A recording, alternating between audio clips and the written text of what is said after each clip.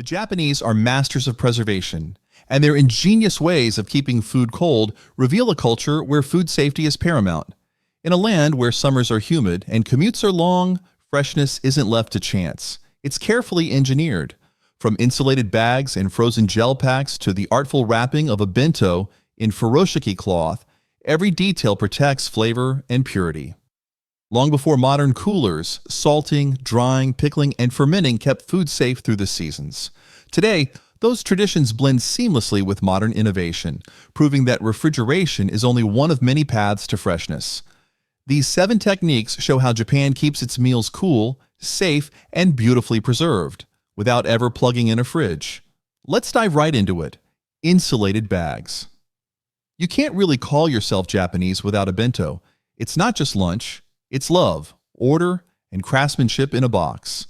In Japan, where commutes can stretch for hours and the sun can turn train platforms into ovens, keeping food cool isn't a luxury, it's survival. And when freshness is on the line, the Japanese turn to their quiet guardian, the insulated bag. At first glance, it's just a lunch tote, unassuming, tidy, maybe with a cute design. But inside, it's a marvel of engineering disguised as simplicity. The inner lining reflects heat like a shield, the outer layers block humidity, and the zippers seal tighter than a secret. Slip in a frozen gel pack, and you've got a portable refrigerator that never hums, never breaks down, and never needs a power outlet. You might wonder, why not just toss your bento in a cooler? Because in Japan, even practicality is an art form. Insulated bags aren't just about keeping things cold. They're about keeping things balanced. Too much chill, and your rice hardens. Too little, and bacteria invite themselves to lunch. The perfect temperature, maintained quietly between office stops and train rides, is what turns a simple meal into something extraordinary. Think of it like a personal climate control system, just for your food. The layers of insulation trap cool air the way a kimono traps warmth in winter, efficiently, elegantly, and with intention. It's a silent partnership between science and culture where technology bows to tradition. And of course, nothing travels alone. The Japanese often pair their insulated bags with reusable ice packs that fit perfectly under the lid. Together, they create a microclimate inside, cool, dry, and stable. Even the condensation is handled with care. A soft cloth or furoshiki wrap absorbs excess moisture, keeping everything crisp and clean. You could open your bento 5 hours later and still find the rice fluffy, the vegetables bright, and the fish as fresh as dawn. Here's what makes it brilliant. There's no waste, no disposable coolers, no batteries, no fuss. It's the ultimate eco-friendly solution. Efficient, reusable, and beautifully minimal. A reminder that sustainability doesn't have to shout. Sometimes it just zips quietly closed around a homemade lunch. It's easy to overlook something so simple, but in Japan, simplicity hides sophistication. What looks like a cute lunch bag from Muji or a department store is actually the product of decades of refinement. Fabrics chosen for breathability, layers tested against humidity, designs perfected for balance and proportion. It's not a trend. It's tradition evolving. While we're fussing over smart fridges and temperature-controlled containers, the Japanese are carrying their meals through summer heat with nothing but fabric, craftsmanship, and foresight. Pretty clever, right? But here's the catch. Even the best insulated bag has its limit. Leave it under direct sunlight and heat will eventually sneak in. The trick is placement. Keep it shaded, upright, and wrapped if possible. A bit of mindfulness turns a simple commute into a lesson in preservation. Here's a fun tip. Slip a frozen gel pack between 2 thin towels before placing it in your bag. It'll keep things cool longer and prevent moisture from touching your food. Think of it as a small act of care, one that says, freshness matters, even on the go. The Japanese mastered that balance long ago. And that's why when the rest of the world is melting, their lunch is still perfectly chilled. If a bento can survive the morning rush, wait until you hear about Japan's secret for staying cool through the summer, the ice pack.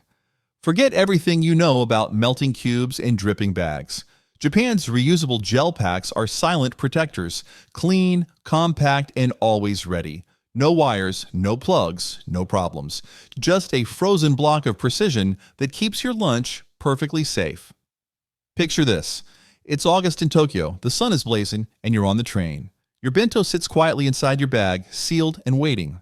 Hours later, you unzip it, and everything's still cool. The rice is soft, the vegetables crisp, the fish fresh. No fridge, no cooler, no panic.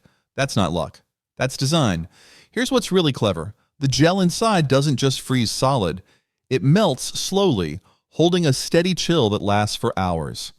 Some packs are engineered to stay below freezing, others tuned for gentle cooling. It's not guesswork. It's science disguised as simplicity. By managing temperature so precisely, the Japanese turned a basic freezer item into a masterpiece of everyday engineering, and it's everywhere.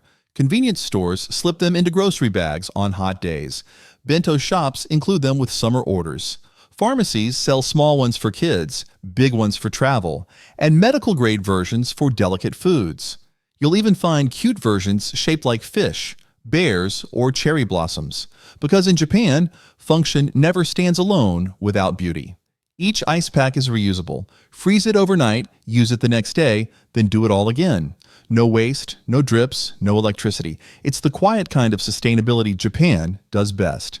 Efficient, respectful, and repeatable. You could live your whole summer this way and never once plug in a fridge. There's a method, of course. You don't just toss an ice pack into your bag and hope for the best. Placement matters. The pack goes on top of the food, never underneath. Cold air sinks, cooling everything evenly. Wrap your bento in a towel or furoshiki, and it stays perfectly balanced. No condensation, no soggy rice.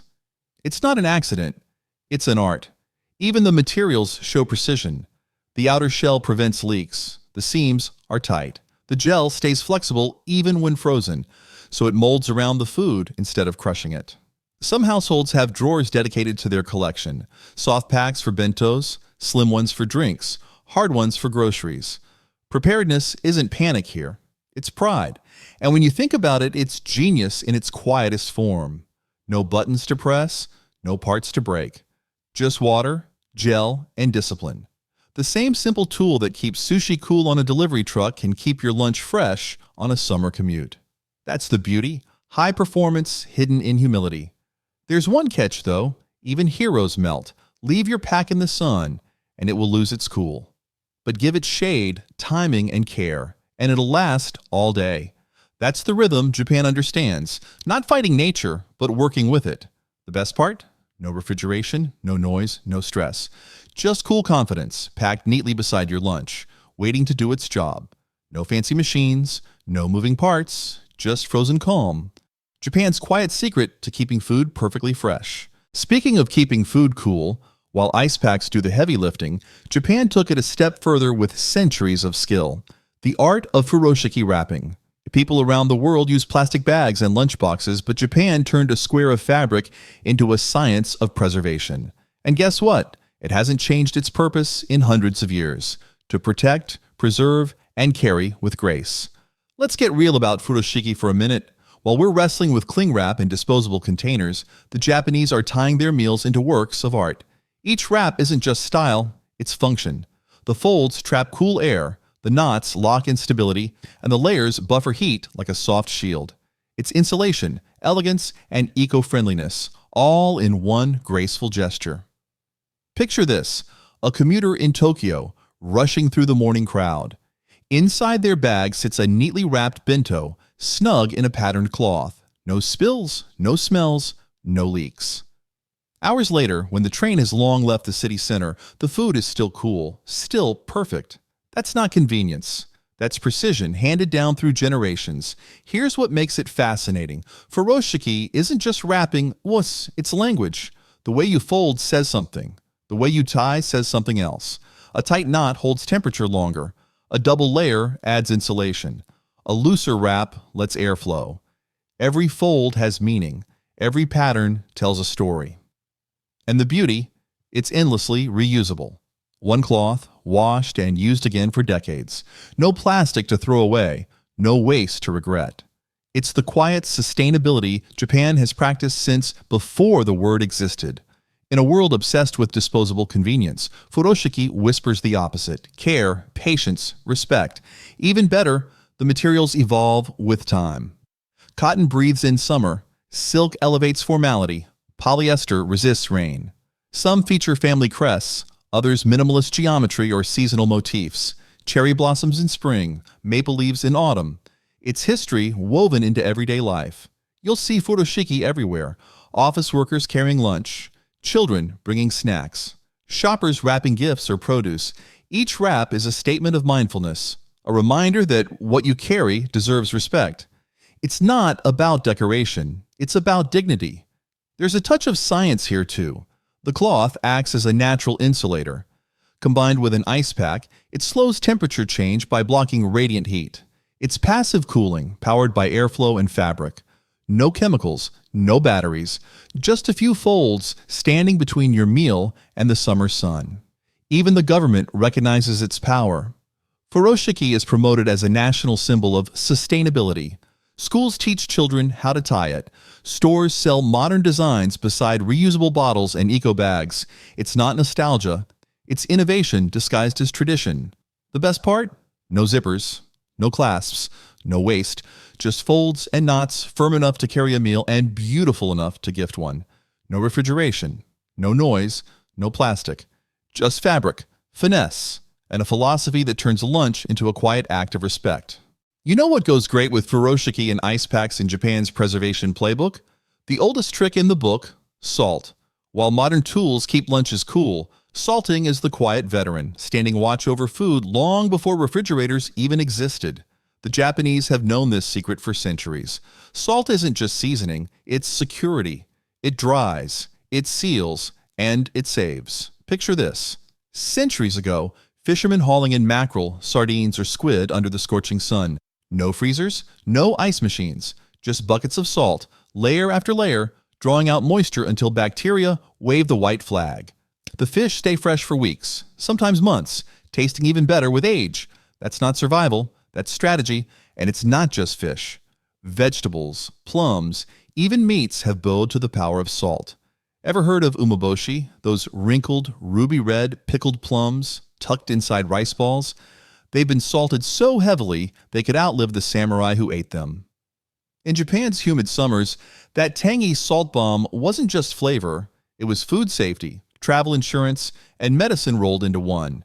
Here's the science behind the sorcery. Bacteria need water to live. Salt pulls that water out like a magnet, leaving microbes high and dry. No moisture, no growth, no spoilage. It's nature's shutdown button. Simple, reliable, and brutally effective. You can almost hear bacteria knocking on the door and being told, not today. Even today, the tradition lives on. From salted salmon to pickled daikon, Japan still leans on this ancient safeguard. Every grocery store carries shiozake, salmon fillets cured in salt. Their color deepened, their texture firmed, their shelf life extended. It's culinary preservation dressed up as everyday luxury. The best part? You don't need fancy tools or energy, just salt, patience, and respect for the process. Pack your fish, layer the grains, let time do its work. The result? Food that doesn't just last, it transforms. Flavor intensifies, texture strengthens, and what starts as necessity becomes delicacy. And yes, the Japanese have turned it into an art form. Each region has its own method, its own ratio, its own rhythm. Coastal towns use coarse sea salt, mountain villages favor mineral blends, and everyone swears theirs is the best. Salted cod in Hokkaido tastes different from salted mackerel in Kyushu. Same science, different soul. You'll even find salted ingredients in modern bento boxes, quietly doing their job. A salted plum keeps rice from spoiling. A sprinkle of salt over cooked vegetables draws out sweetness and wards off bacteria.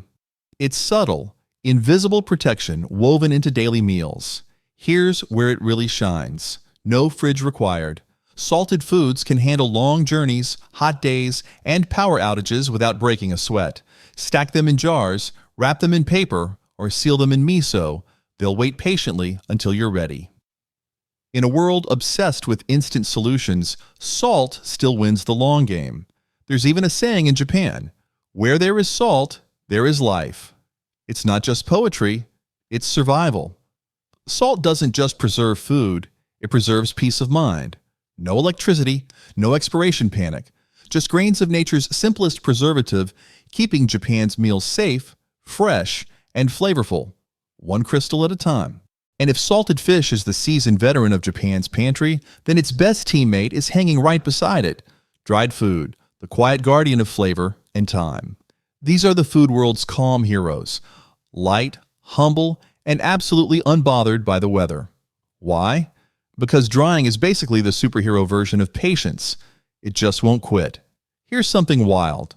Properly dried, some of Japan's foods can last for decades. We're talking fish, mushrooms, tofu, and seaweed that stay perfectly edible long after the factory that packed them shuts down. That's right, your dried shiitake might outlive your air fryer and still smell like the forest. While most of us panic over expiration dates and wilted vegetables, Japan's dried foods are sitting neatly in their cupboards, laughing at the concept of fresh. The Japanese keep it simple with storage: airy space, no moisture, and zero fuss. They don't need dehydrators or high-tech gadgets, just wind, sunlight, and a clean place to hang the harvest. What makes drying the ultimate survivor? It's practicality turned into poetry. No water to spoil, no oil to rot, no bacteria to celebrate, just concentrated flavor, pure and safe. Picture this: coastal fishermen in Hokkaido laying out glistening fillets of fish across bamboo racks, sea breeze doing what machines can't, farmers slicing daikon radish into ribbons, leaving them to sway in the winter wind until they turn sweet and chewy. A quiet partnership between humans and the elements refined over centuries. And get this: drying used to be so essential that people traded with it. In Edo period markets, bundles of dried squid and kelp were as valuable as coins. Imagine paying your rent with a handful of dried seaweed. Sorry, landlord, how about this premium kombu instead? The Japanese don't just keep dried foods for emergencies either. They keep them for convenience, comfort, and culture. You'll find them stacked in every kitchen, from city apartments to mountain huts. A packet of kiriboshi daikon here, a strip of dried tofu there, quiet confidence in edible form. But here's where it gets really interesting. Drying doesn't just preserve, it upgrades. Moisture leaves, but umami grows. Shiitake mushrooms deepen. Persimmons turn into amber sweets. Fish gain smoky richness. It's alchemy without fire. And the best part? It's maintenance-free. No fridge, no freezer, no electric hum. Just jars, baskets, and time. When hunger strikes, add water, wait a few minutes, and what was once tough becomes tender again. A small miracle born of patience. The Japanese treat drying like a culinary Swiss Army knife. Need soup stock? Add dried kelp. Want a quick side dish? Toss in dried vegetables. Looking for a snack? Chew on dried squid. Every piece has a purpose, every flavor a story. Here's the deal with drying. It's the oldest, smartest kind of preservation that never needed upgrading. Nature handles the work. People simply respect the process. In a world chasing convenience, Japan still trusts the wind. Just keep your dried foods sealed, shaded, and dry, and they'll wait quietly until you're ready. Now, if drying's the patient monk of Japan's pantry, wait until you meet its colorful, tangy cousin. And if drying is the patient monk of Japan's pantry, then its tangy twin is waiting in a jar. Pickled foods, the bright rebels that refuse to fade. These are the food world's mood boosters. Colorful, punchy, and ready for anything from summer heat to winter storms. Why? Because pickling isn't just about keeping food safe. It's about keeping life flavorful when everything else turns bland. Here's something wild. Japan has been pickling for over 1,000 years, and some barrels of umeboshi plums have outlasted the families who made them. That's right, your sour plum could outlive your slow cooker and still wake you up better than coffee. While we're out here refrigerating everything and praying our vegetables survive the week, Japan's pickles are sitting pretty in their crocks, soaking in salt, vinegar, or miso, quietly getting better with time. The Japanese keep it simple. No neon jars, no additives, no panic. Just salt, patience, and precision. Every grain draws moisture out, every day deepens flavor. From plums and cucumbers to daikon and eggplant, nothing escapes the magic of fermentation. What makes pickling the ultimate preservation art? It's chemistry that tastes good. Good bacteria move in, bad bacteria move out, and the result is a balance of acid, salt, and natural life that keeps everything crisp, safe, and satisfying. Picture this: A small countryside kitchen, a grandmother in an apron layering radish slices into a wooden tub. She sprinkles salt, presses them with a stone, and leaves them to rest. A few days later, she opens the lid. Bright, fragrant pickles, crunchy and full of sunshine. You can almost smell the vinegar in time.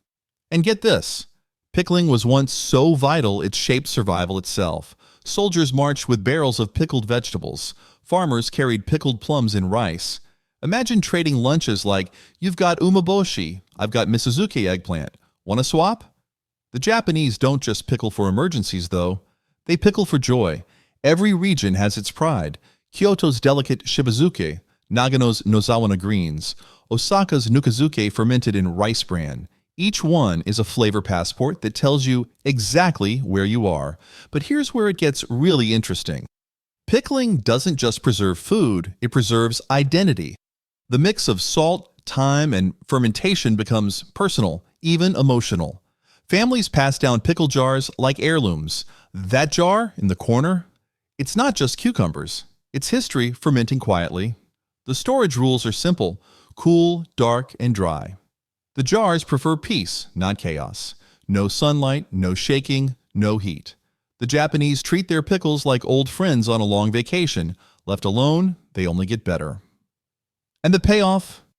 When disaster strikes or power fades, a single pickled plum can transform plain rice into a meal. A handful of nukazuke can brighten a dark day. It's nutrition, flavor, and spirit bottled together. Here's the kicker. Properly sealed, some pickles can last more than a decade. Umeboshi, practically eternal. Miso pickled garlic, still fierce after years in storage. That's the kind of longevity that makes your fridge look insecure.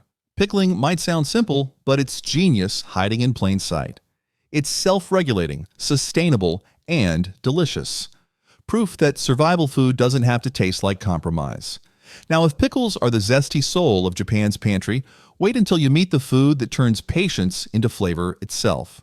While most foods spoil, fade, or fall apart, Japan's fermented classics only get stronger with time. Miso, soy sauce, natto, they're the quiet warriors of flavor and preservation. Built to endure, evolve, and feed generations. You might be thinking, it's just seasoning. What's the big deal? But in Japan, fermented foods are more than condiments. They're the lifeblood of survival, nutrition, and taste. Here's what makes them extraordinary. They don't fight bacteria, they work with it. Fermentation invites friendly microbes to do the heavy lifting, breaking down sugars, proteins, and starches into something that lasts longer, digests easier, and tastes richer. It's like time itself becomes an ingredient. Take miso, for example, a paste of soybeans, rice, or barley that's aged for months or even years under watchful eyes. Each region has its secret: Sendai's deep red miso, Kyoto's pale white miso, Nagoya's earthy hacho. Some are light and sweet, others dark and bold. All are alive, changing subtly as the seasons pass. That tub in the corner? It's a living pantry. And get this, properly stored, miso can last for decades. Archaeologists have even found ancient miso jars still fragrant and safe to taste. That's right, your miso soup might be older than your smartphone and still hitting all of the right notes. While we depend on fridges and best before labels, Japan's fermented staples have been quietly self-preserving for centuries. No refrigeration, no preservatives, just microbes, salt, and time doing their eternal dance. The Japanese keep it simple: miso in sealed tubs, soy sauce aging in cedar barrels, natto in straw packs that breathe naturally. Every container, a micro-universe of transformation, humming with quiet life. Picture this: a soy sauce brewery in Shidoshima, the air thick with the scent of fermentation. Rows of wooden vats bubbling softly as koji mold turns soybeans into liquid gold. Workers stir the mixture by hand, knowing each batch will take years before perfection. It's patience made edible. And here's something fascinating: fermentation doesn't just preserve food, it strengthens it. Soy sauce becomes a natural disinfectant. Miso delivers probiotics, and natto brings enzymes that promote health. Survival food that actually helps you thrive? That's Japan's secret weapon. Imagine this. During long winters, families once relied entirely on their fermentation barrels. A spoonful of miso transformed hot water into soup. A drizzle of soy sauce brought life back to plain rice. Natto provided protein when meat was scarce. It wasn't luxury, it was resilience in a bowl. And get this, some fermented foods were treated like treasure. Families passed down starter cultures of koji the way others handed down heirlooms. Imagine inheriting a living mold, older than your family name. Take care of this. It's fed us for generations. The storage rules, as ancient as they are effective: cool, dark, and sealed from excess air. No special tools, no electricity. Just trust in nature's slow chemistry. The Japanese use fermented foods like a culinary Swiss Army knife. Flavor, preservation, and nutrition all in one. A bit of miso for broth, a splash of soy for depth, a spoonful of natto for energy. It's survival disguised as taste. And the best part? Fermentation doesn't just stop time. It teaches patience. It rewards those who wait, who respect what's unseen. So while the rest of the world rushes to freeze and can everything, Japan's oldest technique proves that sometimes the best way to preserve life is to let it live.